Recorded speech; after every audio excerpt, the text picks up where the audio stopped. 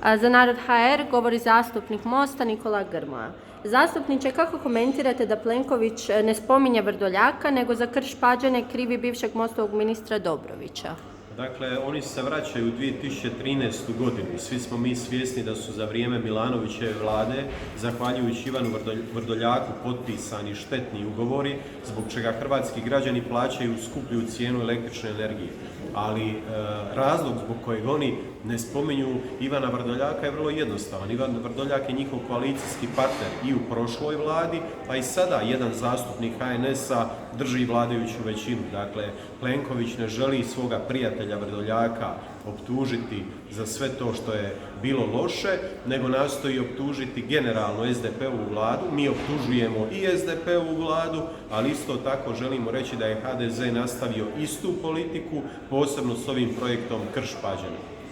Što se po vašem mišljenju krije iza tog projekta? Krije se to da je država mogla zaustaviti taj projekt, budući da je gospodin Bašić išao u izmjenu projekta, dok je Most upravljao Ministarstvom zaštite okoliša, državni tajnik Ante Čikotić koji se bavio energetikom i ministar Slaven Dobrović, dakle i stručne službe ministarstva nisu dale zeleno svjetlo jer je to jednostavno bilo tako po zakonu. Trebala je biti napravljena studija utjecaja na ekološku mrežu. Čim smo mi izašli iz vlade, ministar Ćorić je donio rješenje da nikakva studija nije potrebna, projekt je dobio sva zelena svjetla i to će hrvatske građane koštati 2 milijarde kuna. Treba li Ćorić otići iz vlade? To je sasvim jasno, ali to neće riješiti problem korupcije.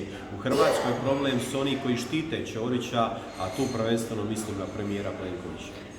I kako komentirate to što se Plenković nije pojavio na raspravi o interpelaciji Krš-Pađene? On nikako neće dopustiti da Ćorić ode u ovom trenutku, to je radio uvijek. Kada bi oporba tražila odlazak nekog ministra, on nije želio pokazati slabost, nego je branio ministra. Ovaj put ga brani, ali ne toliko da se s njim previše fotografira, tako da je to možda nekakav znak da će Ćorić u dogledno vrijeme, ne sada kad to oporba traži, ali za 6-7 mjeseci možda otići. Zastupniče Grmoja, hvala vam.